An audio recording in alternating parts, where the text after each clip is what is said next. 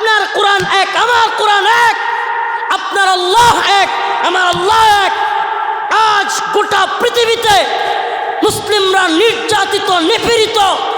প্রতিদিন ফিলিস্তিনের শত শত মুসলমানদের আর্তনাদ, চিৎকারে আকাশ বাতাস বাড়ি হওয়ার মতো অবস্থা। ফিলিস্তিনের ছোট্ট শিশু ভাত খাবে, রুটি খাবে দূরের কথা, ঘাস খেয়ে বেঁচে আছে। আর আপনি আপনার গোটা সময়, গোটা লিখনি, গোটা বলা সব সময় পার করতেছেন উম্মতের মধ্যে ফিরকা তৈরি করে। আপনার সময় কোথায় ব্যয় হচ্ছে? কোন কাজে আপনার কলম ব্যয় হচ্ছে? আল্লাহকে ভয় করুন। আমি সম্মানিত শায়েখদেরকে, আলেমদেরকে বলবো, আসুন প্রিয় ভাইরা, আল্লাহকে ভয় করি। এই বিষয়গুলো 2 দিনে মিটবার নয়, এগুলো মিটবেও না। আপনি বলেন এ জাতির কয়জন? আল্লাহ পাক কোরআনে বলেছেন, ওয়ামান ইয়াকফুর বিত্তাগুত ওয়া ইউমিন বিল্লাহ। আগে তাগুতকে অস্বীকার করো, তারপরে ঈমান আনো। কয়জনকে জিজ্ঞেস করলে তাগুত কি বুঝবে? তাগুতের সংজ্ঞা কয়জন জানে? যে তাগুতকে অস্বীকার না করলে ঈমান সহি হবে না, এই তাগুত কয়জন বুঝে? আমাকে বলেন। এই দায়িত্ব কার? আলেমদের। হাল ইস্তাউল্লাযীনা ইয়ালামুনা ওয়াল্লাযীনা লা ইয়ালামুন। যারা জানে এবং যারা জানে না, তারা কি সমান হতে পারে? কুল হাল ইস্তাউল্লাযীনা ইয়ালামুনা ওয়াল্লাযীনা লা ইয়ালামুন। হে নবী, আপনি বলেন যারা জানে এবং যারা জানে না এরা সমান হতে পারে না। ভাই, আপনি তো আলেম, আপনি তো শায়েখ। আপনি আলেম, আপনি শায়েখ হলে আপনি তো জাহেলদের মতো আচরণ করতে পারেন না। আরে একজন জাহেলও যেই ভাষায় কথা বলে, আজ ফেসবুকে শায়েখরাও যদি সেই ভাষায় একে অপরকে গালাগালি শুরু করে দেয়, এই উম্মতের সাধারণ মানুষ যাবে কোথায়? কোন উম্মত সালাফি, কোন উম্মত হানাফি, কোন উম্মত সুন্নি, কোন উম্মত ওয়াহাবি। বাহ, কি কত পার্থক্য আমি করলাম। বলেন না একবার ভাগ করে দিয়ে যে এটা হানাফিদের জন্য বলছে, এটা শাফিঈদের জন্য বলছে, এটা সালাফিদের জন্য বলছে। আল্লাহর নবী যে উম্মতের কথা বলেছেন, এটা কি রাসূল এভাবে ভাগ ভাগ করে বলেছেন? আপনি আমি ভাগ ভাগ করে কি বুঝাইতে চাই? এত ভাগ, এত ভাগ, একে অপরকে বাতিল, গুমরাহ, পথভ্রষ্ট, আমি হক, আমি হক। কি একটা অবস্থা! আমি ছাড়া সব বাতিল। আর এক একজন শায়েখের পক্ষে সাধারণ মানুষ গালাগালি। আরে শায়েখের ভাষায় যদি মনে করেন একটু কড়া হয়, শায়েখের ভাষায় যদি একটু গালির স্টাইলে হয়, তাইলে মুরিদের স্টাইল কি হবে? আমাকে বলেন। শায়েখের স্টাইলে যদি এমন হয়, আমি নাম বলে এই বিতর্ককে আর উস্কে দিতে চাচ্ছি না। এই উম্মতের মধ্যে যে ফাটল, এই উম্মতের মধ্যে যে ইখতিলাফ, এগুলো আজকে শুরু হয় নাই। সাহাবায়ে কেরামের মধ্যে মতানৈক্য ছিল কি ছিল না? আমাকে বলেন। ঈদ একদিনে হবে নাকি একাধিক দিনে হবে, এই মতানৈক্য শেষ হইছে না আছে? আমিন জুড়ে বলবো না আস্তে বলবো, মতানৈক্য আছে না নাই? 8 রাকাত না 20 রাকাত আছে না নাই? রফুল ইয়াদাইন করবো কি করব না আছে না নাই? এত ইখতিলাফ। আপনি মনে করেন আজকে আপনি বসলেই সব শেষ হয়ে যাবে? শত শত বছরের ইখতিলাফ এগুলো। সাহাবায়ে কেরাম, তাবেঈ, তাবে তাবেঈ, ইখতিলাফ চলতেছে। তাহলে তো ইমাম একজনই থাকতেন। আপনি বলেন 4 ইমাম, আমি বলি 4 ইমাম, অন্যরা বললে না সালাফি হক, হানাফি হক। তো ভাইরা আমার, বুঝানো উদ্দেশ্য হলো রাসূল উম্মতকে একত্রীকরণ করার জন্য বলে গিয়েছেন, ওয়াতাসিমু বিহাবলিল্লাহি জামিআ ওয়ালা তাফাররাকু। তাফাররুক করার কথা আল্লাহ পাক নিষেধ করেছেন। রসুল নিষেধ করেছেন বিভ্রান্তি তৈরি করা, ফিরকা তৈরি করা, দল তৈরি করা। আর আজকে আমি আপনি আমার একটা নির্দিষ্ট গণ্ডি তৈরি করতে চাই যে সবাই আমার জি হুজুর করুক। প্রিয় ভাইরা আমার, বন্ধুগণ আমার, আমাদের কেউ কি বলতে পারবে যে সালাফিরা মুসলমান না? আমার কথা মনে বুঝাইতে পারতেছি না। সালাফিরা মুসলমান না এটা কেউ বুঝাইতে পারবে? বলতে পারবে? কিংবা সালাফিদের কেউ কি বলতে পারবে যে হানাফিরা মুসলমান না? তাহলে যদি মুসলমান মনে করেন,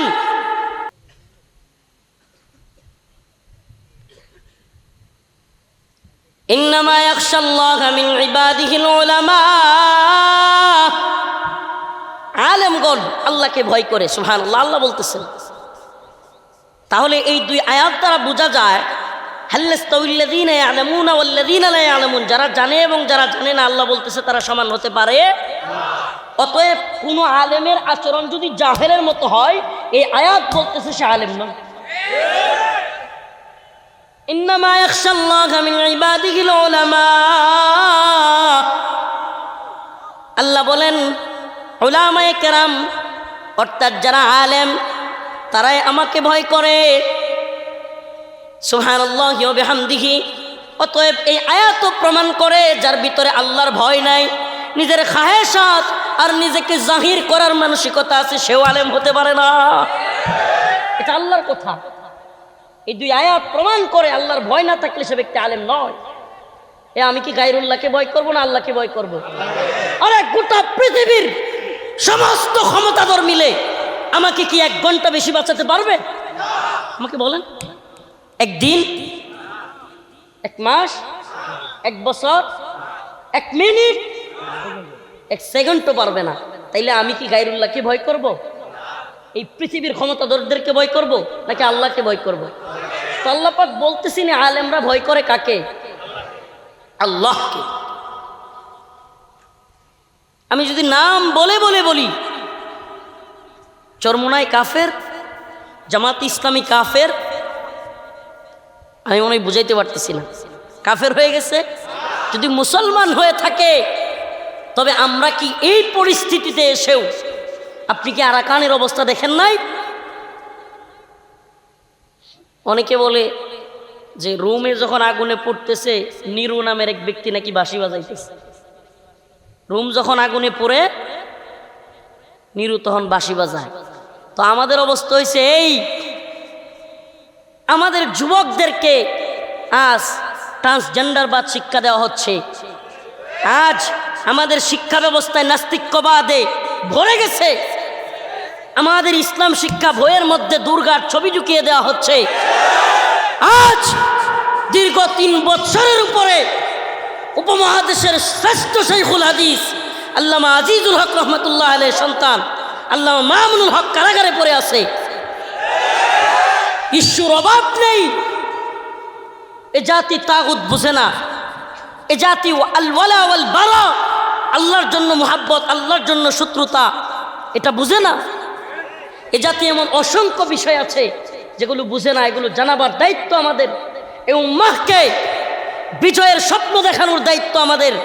এই উম্মাহকে শিরিক মুক্ত, কুফুর মুক্ত, এই তথাকথিত তন্ত্রমন্ত্রের সিস্টেম ভেঙে আল্লাহর দ্বীনকে বিজয়ী করবার এবং আল্লাহর দ্বীন বিজয়ী হয়ে ইসলামিক শাসন ব্যবস্থা, রাষ্ট্র ব্যবস্থা কায়েম করবার কথা বুঝাবার দায়িত্ব আমাদের। আর আমি 8 আর 20 রাকাত নিয়ে একেবারে মারামারি, এমন গালাগালি, মনে হচ্ছে একটা যুদ্ধ ঘোষণা শুরু হয়ে গেছে। কে বিজয়ী কে পরাজিত, আর কিছু তথাকথিত ভক্ত তৈরি হয়েছে, এগুলো বলবে জি সাহেব এগিয়ে যান। আর আমরা অবস্থা এমন হয়েছে যে আমরা এখন আর আইডল না, আমরা বক্তের বক্ত। বক্তের বক্ত বুঝেন? বক্তের বক্ত আমি মনে হয় বুঝাইতে পারি। বক্তের বক্ত হলো, আল্লাহ মাফ করুক আমাকে, আল্লাহ মাফ করুক, কষ্টে বলতেছি, অনেক কষ্টে বলতেছি কথা। আল্লাহ, আল্লাহর কসম, জেলখানায় এমন অনেক রাত কাটাইছি এই উম্মার কথা চিন্তা করে, যদিও বুঝি না কিছু। হ্যাঁ, আমাদের কি হবে? এত আলেম, এত হাফেজ, এত মুফতি, এত শাইখুল হাদিস, এত বক্তা, এত মাহফিল, এত মাহফিলের শ্রোতা, তবু আমরা এত কেন মার খাই? এই চিন্তা করতে করতে অনেক রাত আমি ঘুমাইতে পারি নাই। ওয়াল্লাহি, আল্লাহর কসম, কসম খাচ্ছি, কাফারা দিতে হবে না। আমি গুনাহগার, আমি গুনাহগার, কিন্তু এই উম্মাহকে ভালোবাসি। আমিও বিশ্বাস করি আলেমরাও, যারা ইখতিলাফটা করতেছে এরাও আপনাদেরকে আমাদেরকে ভালোবাসে, কিন্তু আগুনে ঘিটা ঢালছে কে? আমরা বক্তের বক্ত হয়ে যাচ্ছি। কেমন জনপ্রিয়তার দাস হয়ে যাচ্ছে আমরা। আল্লাহ মাফ করুন। যে আমাদের বক্তরা কি শুনতে চায়, আমাদের বক্তরা কোনটা চায়, আমরাও হেই ডেলিভারি দিই।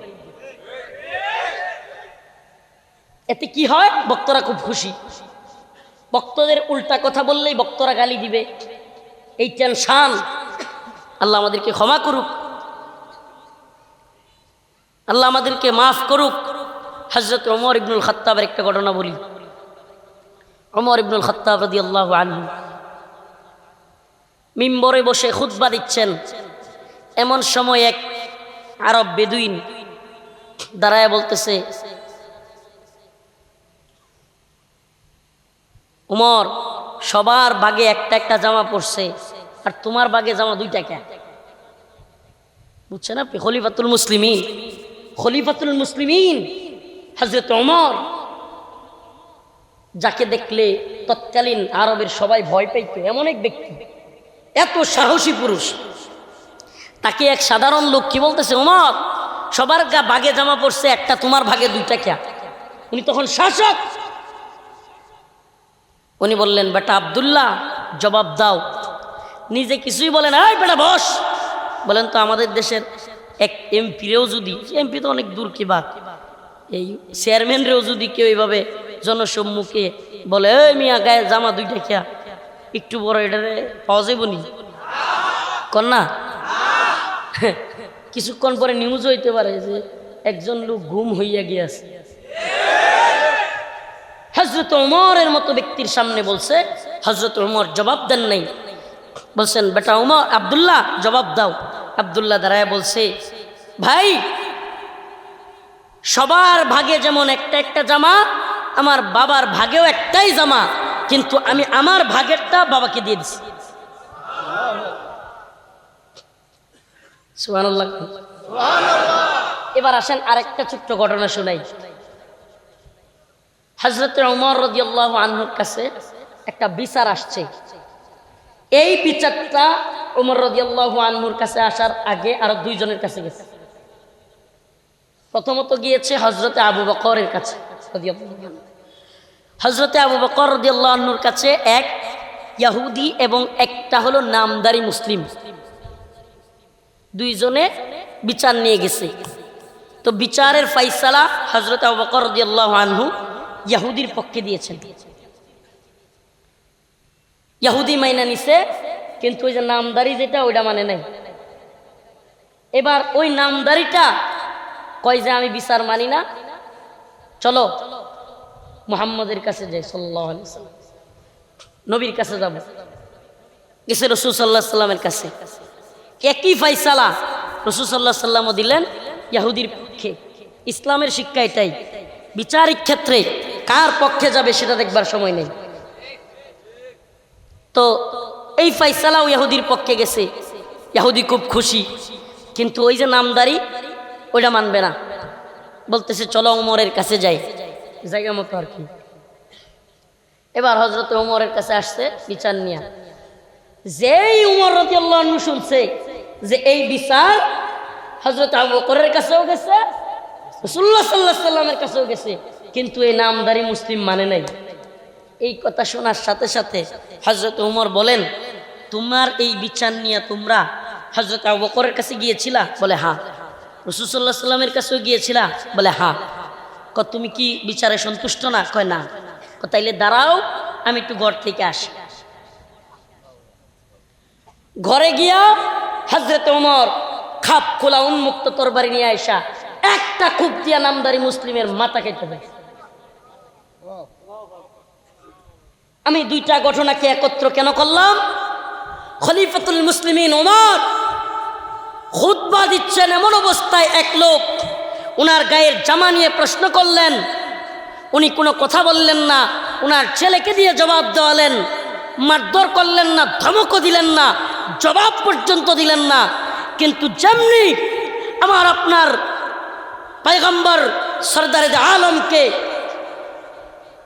অবহেলা করলো, সরদারে আলম মুহাম্মদুর রাসূলুল্লাহ সাল্লাল্লাহু আলাইহি সাল্লামের বিচার ফাইসালা মানলো না, সাথে সাথে তরবারি দিয়া হযরত ওমর গর্দানটা ফেলে দিল।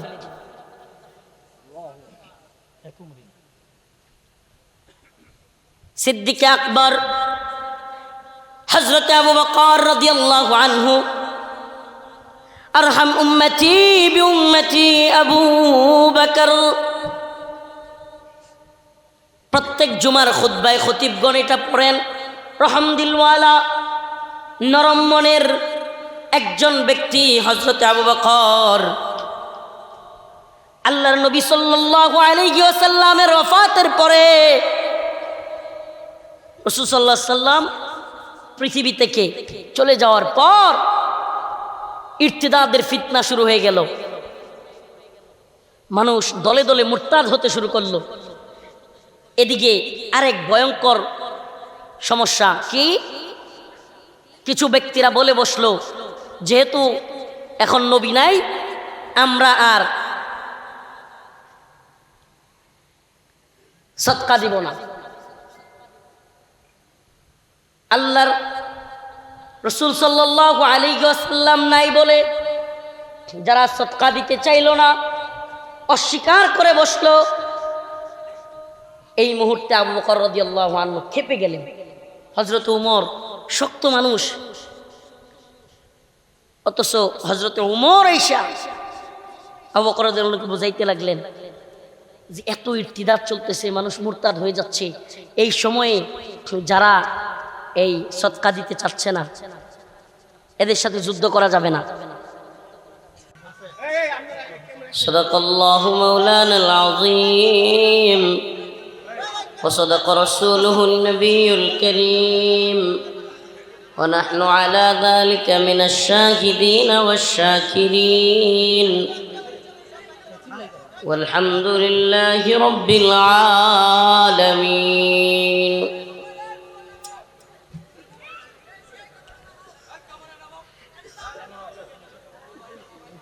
উত্তরপাড়া মাকসুদা আব্দুল মান্নান হাফেজিয়া মাদ্রাসা ও মসজিদের উন্নয়ন প্রকল্পে আজকের এই ওয়াজ ও দোয়া মাহফিলের সম্মানিত সভাপতি, সম্মানিত উলামায়ে কেরাম, মুরব্বিয়ানে ইজাম, প্রিয় যুবক ভাইরা, স্নেহের ছোট ভাইরা, পর্দানিশীন শ্রদ্ধেয় মা ও বোনেরা, আল্লাহ পাকের দরবারে অসংখ্য অগণিত শুকর যে মহান রব্বুল আলামিন আপনাকে আমাকে কোরআন সুন্নাহ অনুযায়ী উলামায়ে কেরামের মুখ থেকে কিছু কথা বলবার এবং শুনবার তৌফিক দান করেছেন। সেজন্য সকলে অন্তঃস্থল থেকে কালিমাতুশ শুকুর আদায় করে স্বতঃস্ফূর্ত আওয়াজ করে বলি আলহামদুলিল্লাহ।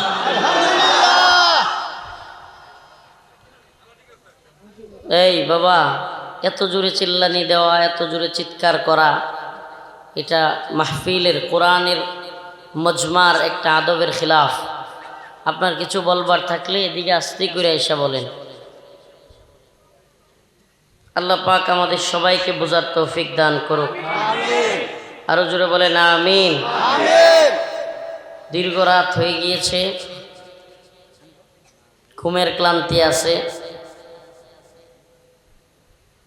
তো দীর্ঘ সময় কথা বলবার কোনো সুযোগ নাই, অল্প কয়েকটা কথা বলবো। রাসূলুল্লাহ সাল্লাল্লাহু আলাইহি ওয়াসাল্লামের জিন্দেগি খুললে দেখা যায় রাসূলুল্লাহ সাল্লাল্লাহু আলাইহি ওয়াসাল্লাম তার সাহাবায়ে কেরামের সাথে, মুমিনদের সাথে এমন আচরণ করতেন, হাদিসে পাকের মধ্যে আসছে সাহাবায়ে কেরাম একে অপরের সাথে বলা বলি করতেন যে রসুল আমাকেই সবচাইতে বেশি মোহাব্বত করে। মানে সাহাবাদের সাথে রসুলের আচরণটা কেমন ছিল? যে আমাকেই রসুল সবচাইতে বেশি কি করে, একে অপরের সাথে একে অপরকে ওনারা বলতেন। তার মানে বোঝা যায় রসুল এমনভাবে সবার সাথে আচরণ করতেন যে সবাই মনে করে যে রসুল মনে হয় আমাকেই সবচাইতে বেশি ভালোবাসে। সুবহানাল্লাহ।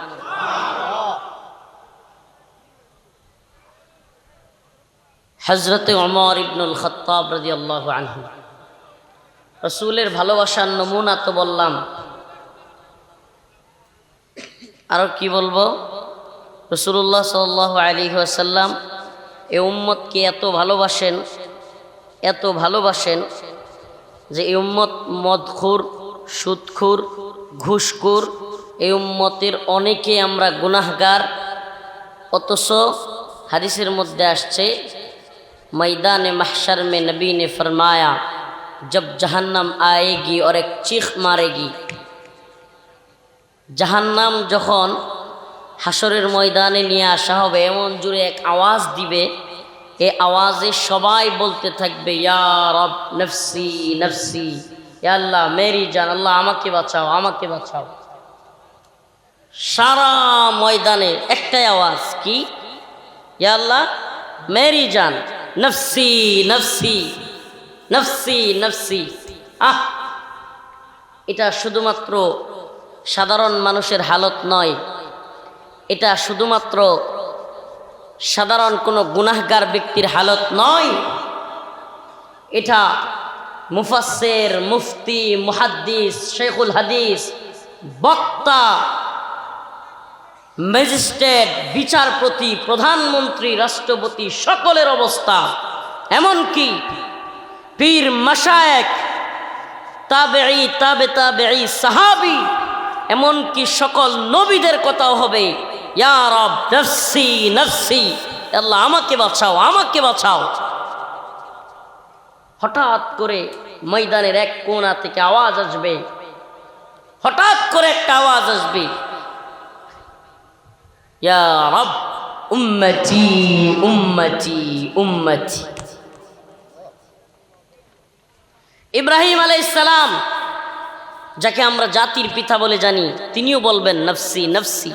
মুসা আলাইহিস সালাম, যাকে কালিমুল্লাহ বলা হয়, নফসি নফসি।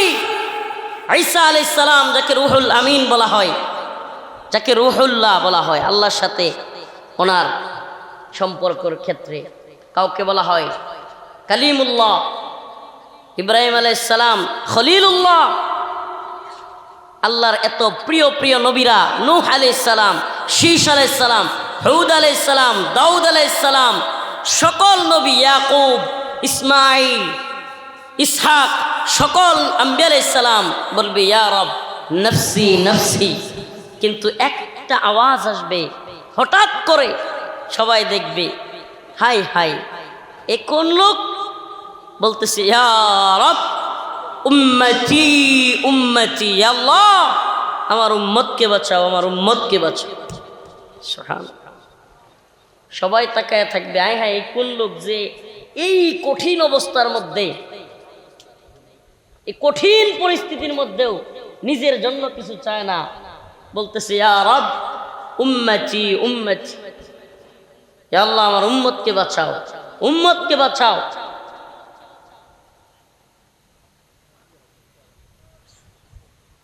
আর আমরা